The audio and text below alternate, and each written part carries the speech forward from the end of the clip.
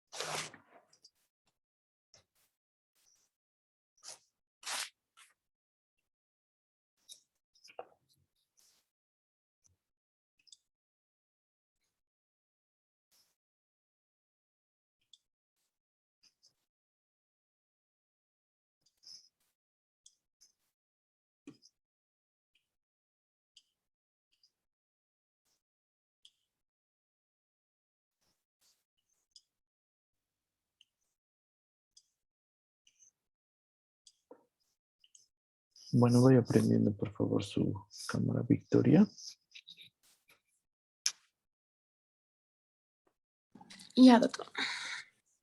¿Has revisado medicina basada en evidencia? ¿Cómo? Lo que les he mandado, ¿has revisado?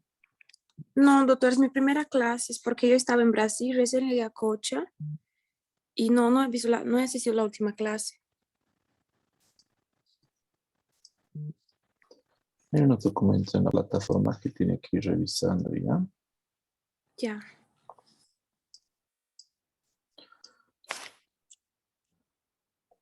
Bueno, la información de la universidad es a partir del 16 tomar las clases prácticas, pero vamos a ver semipresenciales. Vamos a ver cómo hacemos, nos vamos a organizar, ¿ya? Ya. Estoy charlando cuando estén con sus compañeros. Vamos a ver la medicina basada en la evidencia. Es decir, tenemos que tomar actitudes médicas de acuerdo a la evidencia actual apoyada dentro de estudios. Vamos a ver qué es. Con los que contamos en el IMSS y que te ayudarán a tomar decisiones clínicas basadas en la evidencia científica, con una revisión metodológica sólida, de fácil y rápido acceso. ¿Te ha pasado que te encuentras solo en la guardia y tienes una duda en cuanto al tratamiento o diagnóstico de tu paciente y no sabes qué decisión tomar? ¿O que el médico residente de mayor jerarquía te haya preguntado y no supiste cómo responder? La medicina basada en evidencia, o MBE, te ofrece soluciones para estas situaciones. Pero, ¿qué es la MBE? Es un enfoque de la práctica médica que se caracteriza por el uso consciente, explícito y juicioso de la mejor evidencia con la que se cuenta, para guiar la decisión en el diagnóstico, pronóstico y tratamiento de un paciente. ¿En qué situaciones puedes? Entonces, la medicina basada en la evidencia no solamente es para el tratamiento, también utilizamos para el diagnóstico y pronóstico. la medicina basada en evidencia? La MBE es útil cuando te encuentras en un escenario donde se desarrolla el trabajo asistencial. Con frecuencia, la toma de decisiones debe realizarse en periodos breves, sin que afecte la calidad de atención al paciente. Por lo tanto, es indispensable que poseas un sustento sólido para ello. Otra situación en donde resulta útil la MBE es cuando surge alguna duda sobre el diagnóstico, pronóstico o tratamiento de tu paciente. La medicina basada en evidencia te ayuda a tomar una mejor decisión, centrada en las características del paciente e integrando la experiencia clínica con la mejor evidencia obtenida de una investigación sistemática. Las ventajas de la medicina basada en evidencia son acceso rápido a diferentes guías para la toma de decisiones, lo cual facilita la obtención de conocimientos necesarios. Guía para una intervención específica. La evidencia se basa en la información actualizada. La información es de fácil acceso, ya que es posible consultarla desde el lugar de trabajo, el hogar, etc. Es sencilla de usar. El IMSS cuenta con herramientas de búsqueda y revistas con información de MBE. Algunas de las herramientas de búsqueda son: algunas de las revistas de revisión sistemática son RACE IMSS, brindando herramientas para la medicina basada en evidencia. Si deseas... Entonces, la medicina basada en la evidencia te permite tomar decisiones adecuadas, tanto para el diagnóstico como para el tratamiento del paciente, pero sobre estudios sistematizados. Es decir, no es a mí se me ocurre que le debo dar eso, no. Es una medicina basada en la evidencia. Veremos un ejemplo de cómo se toma la decisión de un tratamiento.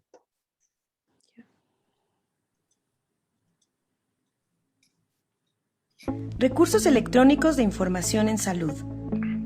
Medicina basada en evidencia, un ejemplo de la práctica diaria. Perdón. No sé. ¿Conoces inocentes que hacen que cualquier hombre sienta tu falta y piense en ti siempre? Si quieres que un hombre se convierta en tu novio o esposo o algo más. Hola, ¿cómo están? Vamos a empezar con la clase de... Creo que se ha saltado otro.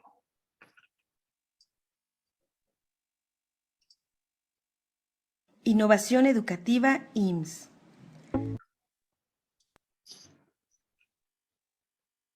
Basada en evidencia. Ya. Identificarás la utilidad de los recursos electrónicos de información en salud o RACE, enfocados en la revisión de un caso de la medicina basada en evidencia o MBE. Conoce el caso de María, una médico residente que realiza el ingreso de primera vez de un adulto mayor de 68 años con insuficiencia cardíaca o IC. El paciente cuenta con los siguientes antecedentes: infarto al miocardio hace 8 meses, clase funcional 3/4 de la New York Heart Association, entre otros.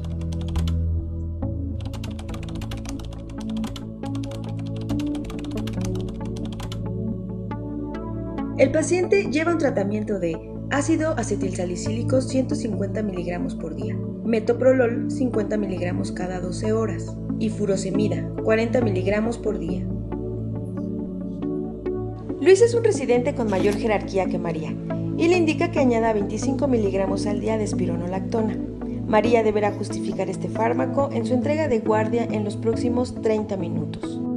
Para sustentar esta indicación, utiliza como herramientas de búsqueda UpToDate y Dynamit, las cuales se basan en la MBE. María consultó UpToDate, ingresó la búsqueda Heart Failure and Spironolactone y el buscador arroja el siguiente resultado.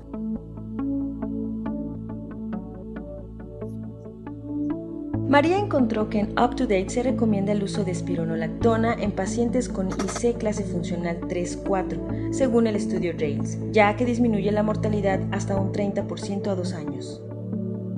Después, María ingresó a Dynamit y encontró que, de acuerdo a la American Geriatric Society, la espironolactona es un fármaco potencialmente inapropiado en pacientes mayores de 65 años, si la filtración glomerular es menor de 30 mililitros por minuto, por lo que deberá evitarse en esta situación. También encontró que Dynamed recomienda, según el American College of Cardiology y la American Heart Association, que la espironolactona es útil a menos que se encuentre contraindicada en casos con potasio mayor a 5.000 equivalentes por litro o creatinina mayor que 2.5 miligramos por decilitro en hombres o 2.0 en mujeres.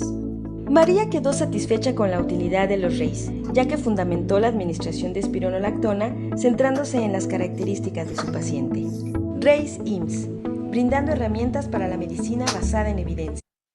Entonces, de esa manera se elige los medicamentos de acuerdo al estado funcional fisiológico del paciente y de acuerdo a los estudios actualizados.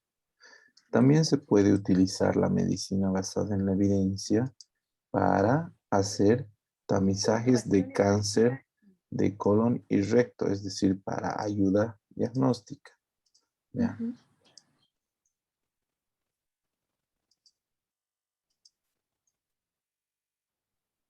RACE. MBE, tamizaje de cáncer de colon y recto. En esta cápsula informativa se presenta una situación en la que se utiliza la MBE con apoyo de los RACE. María y sus compañeros de residencia presentarán el tema tamizaje de cáncer de colon y recto en los adultos. Se les solicitó hablar de las principales guías nacionales e internacionales. Ellos deciden utilizar los RACE para obtener información fundamentada en la MBE, ya que es una herramienta útil, de fácil acceso y con información actualizada.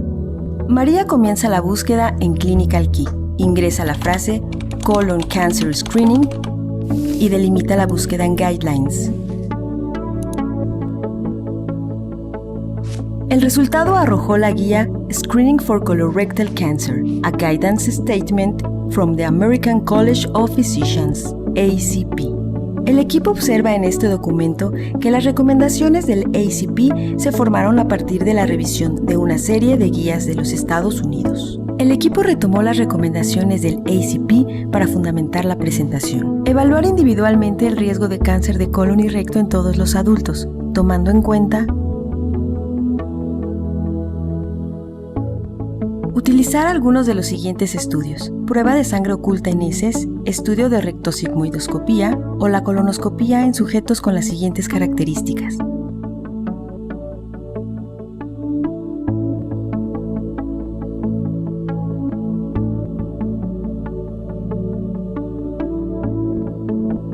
En mayores de 50 años con riesgo promedio, realizar el tamizaje tomando en consideración los siguientes intervalos acorde a cada una de las pruebas.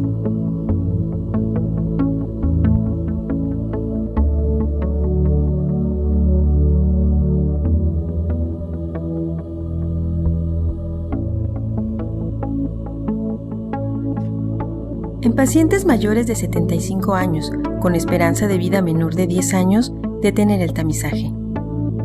También consideraron la última actualización de JAMA de la US Preventive Task Force, correspondiente a junio de 2016, la cual menciona que el tamizaje de los sujetos entre los 76 y 85 años debe individualizarse, con base en el juicio médico, las preferencias, comorbilidades y sobrevida de cada paciente. El equipo quedó satisfecho con la utilidad de los RACE, ya que obtuvieron la mejor información del tema para su presentación. RACE IMSS, brindando herramientas.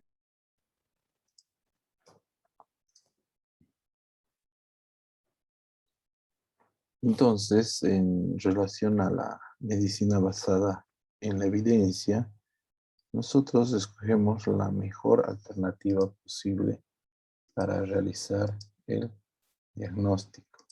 Esta medicina basada en la evidencia es un tema fundamental para ir tomando decisiones. Entonces, es importante que vaya revisando los casos que le facilita. En la plataforma, ahí hay un... Voy a mostrar. Una preguntita, ¿las clases son todos los días de ese horario? Sí, O, ya. entonces, porque no son todos los días las clases. No, es que yo no sabía, es porque en mi horario no aparece, sí. Aparecen las prácticas en hospital, pero ahí yo pensé que no eran todos los días como las prácticas en hospital, pero solo para saber Ah, bien. sí, en el hospital, por eso le digo, de acuerdo a lo que me han pasado la circular, a partir Ujú. del 16 de agosto recién se tiene que ver, ¿ya? Ya. Y después del 16 de agosto vamos a ir hablando estos días de cómo los vamos a organizar. Ujú. Entonces, la medicina basada en la evidencia, les he hecho un resumen acá. Hay Ya. estudios como ha visto de Oxford, del ICSI, y los más conocidos que nosotros son los grados de recomendación. Ha debido oír alguna vez de los grados de recomendación de algunos medicamentos, por ejemplo. Ujú. El grado de recomendación A es adecuada evidencia científica para recomendar el uso en la práctica. Ujú. El nivel de evidencia B, cierta evidencia científica para recomendar la práctica. Entonces, ¿a qué se refiere esto? Se refiere a que si estos medicamentos, estas recomendaciones han sido estudiados ya sea por metaanálisis de ensayos clínicos bien diseñados, Ujú. ensayos individuales bien controlados, revisión sistemática de estudios de cortes y así sucesivamente hasta el grado 5, opinión de experto, inclusive la opinión de un experto, si usted ve, está apenas recomendado. Entonces no puede haber, en mi opinión, ni en mi experiencia, porque primero, ni somos expertos, ni mucho menos podemos ir contra los demás estudios. Claro. Después tenemos el grado de recomendación D, donde existe cierta evidencia científica no recomendada por una práctica, ¿no? Es decir, Ujú. sí hay evidencia, pero necesitamos más estudio. Claro. Y en el final, E, adecuada científica para que no se use. Es decir, ya no hay evidencia científica que no se use. Por ejemplo, en los estudios que, bueno, en el coronavirus que actualmente estamos pasando, por ejemplo, había el uso de, eh, ¿qué se llama? Azitromicina. No, ¿qué se llama ese medicamento que usan en Brasil? Ivermectina. No, en Brasil creo que utilizan para al ácido úrico. No me ubico de todo ahora. ¿Pero que estaba usando en el tratamiento del corona? Sí, que el Ok. presidente Bolsonaro tomó. Así Ah, lleva el nombre. cloroquina. Ese, cloroquina. Por ejemplo, cuando hablamos de la cloroquina, era la opinión de algunos expertos, ¿no ve? Actualmente, si hablamos de la cloroquina, es una recomendación E. Hay adecuada Ujú. evidencia científica para no recomendar su uso en práctica porque hace daño la cloroquina, ¿no? Claro. Entonces, sí hay evidencia que no se usa. Por ejemplo, la ivermectina está clasificada en C, Ujú. insuficiente evidencia científica para recomendar o no recomendar. Actualmente la ivermectina todavía está en eso. No hay suficiente evidencia científica para recomendar o no recomendar. De todo. Es la ivermectina que se usa para tratamiento de una De todo. enfermedad piol, no sé cómo se llama en español, de la Es un, cabeza. es un antiparasitario la ivermectina. Sí, exacto. Es un antiparasitario que es súper antiguo. Es decir, Ujú. es un medicamento muy antiguo que se utilizaba para diferentes cosas, para parásitos, ya sea ectoparásitos o endoparásitos. Ujú. Pero no es muy eficaz. Ujú. Aunque de todos los antiguos la ivermectina era el más eficaz para parásitos. Pero ahora tenemos obviamente antiparasitarios mejores como el Noxón, que son más fuertes y mejores y no hacen daño. Ujú. Pero la ivermectina se utilizaba y ya su uso actual era para el ganado. Lo usábamos como Ujú. antiparasitario para el ganado. Es decir, Sí, y sí, de sí. humanos ya había descendido a animales. Y nuevamente lo estamos usando porque se ha visto alguna evidencia de que sí puede prevenir infecciones graves de coronavirus. La Ujú. ventaja de la ivermectina es que a diferencia de la cloroquina y otros medicamentos, es que la ivermectina no te hace nada. Lo máximo que te va a dar es una diarrea. Ujú. Es decir, máximo una diarrea, nada más. Entonces, eso sí es una gran ventaja. Es decir, si te vas a enfermar, si estás enfermo de coronavirus y no hay medicamento ahorita disponible, entonces por lo menos la ivermectina te da un cierto grado de protección, aunque sea 1%, ¿no? Entonces Ujú. ya tienes un 1%. Ahora, eso fue al iniciar la pandemia, ¿no? Donde no había alternativas. Actualmente ya Ujú. existe el Varios. Avifavir, que es Ujú. bioral, y el Remdesivir, que es endovenoso. Estos dos medicamentos son los que se utilizan actualmente para el coronavirus. Al ser un virus, es difícil que un medicamento actúe sobre el propio Claro. virus. Es más por Es sus efectos, ¿no? más, pero los efectos utilizamos dexametasona para que no haya reacción inflamatoria en los pulmones y los colonice. Ujú. Siempre es difícil. Así que usted entonces tiene que elegir de acuerdo a esto. Esta medicina basada en la evidencia y lo que vamos a ver mañana, medicina basada en problemas, son dos conceptos que tiene que entender bastante bien. Por eso he pedido que hagan un trabajo que está diseñado para el 10 en Ya. relación a realizar un ejemplo de ambos conceptos, explicando en sus palabras qué es lo que he entendido de la medicina basada en la evidencia y medicina basada en problemas. Problemas. Bueno, ayer no ha venido a clases usted. No, no, no, doctor. Yo he llegado hoy día en Bolivia y ayer estaba de viaje. ¿Y qué tal el viaje?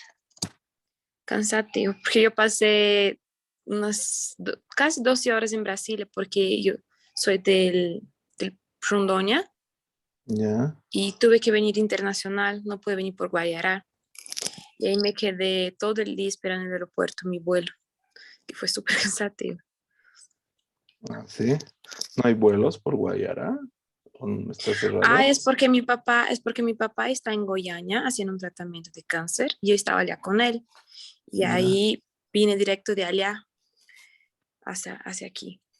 Bueno, la idea de la universidad es pasar presenciales las actividades prácticas, Ujú. pero chocamos con varios problemas. El primer problema es que si usted asiste a los hospitales en Bolivia, va a ver que existe extremados controles para entrar, no se puede entrar.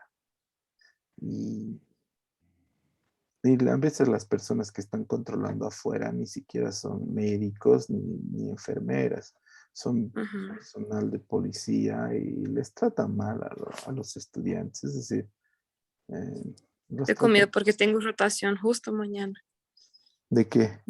de urología, ¿Dónde? anestesiología, perdón, en Harry Williams. No sé cómo estará el Harry Williams, ¿no? Ujú. Entonces,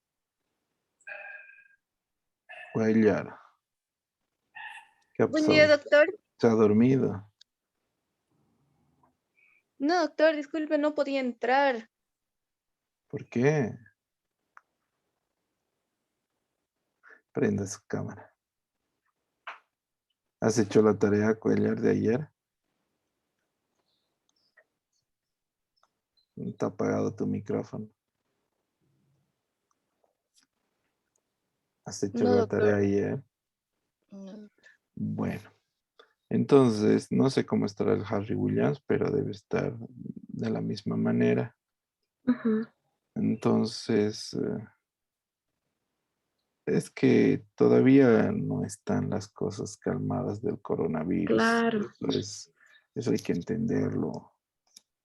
Y en relación a los centros hospitalarios es difícil hacerles entender eso. Y bueno, a los mismos pacientes, ¿no? Paciente no le gusta que esté el médico, esté la enfermera, esté el interno y estén los alumnos, ¿no? Hasta él Ujú. mismo se siente un poquito, Incómodo.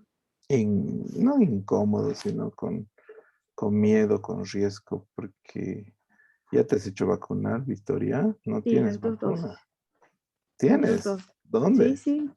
Yo me vacuné en cobija, doctor, porque allá Ah, la has hecho población no quiere trampa. vacunarse. Has hecho trampa, porque en Brasil todavía están mayores de Sí, en 30, ¿no? Brasil.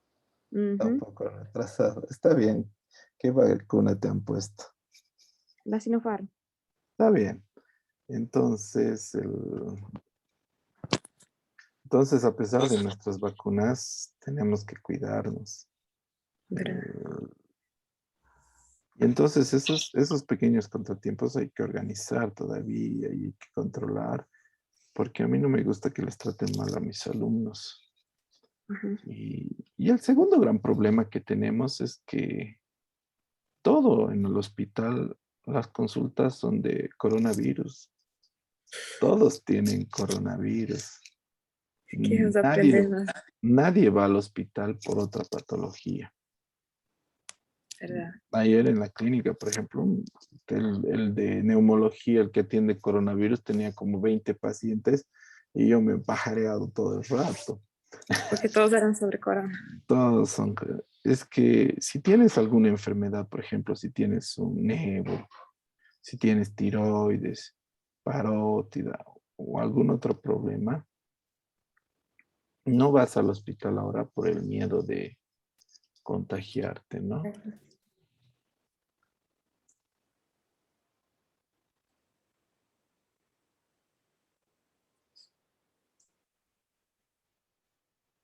Y entonces,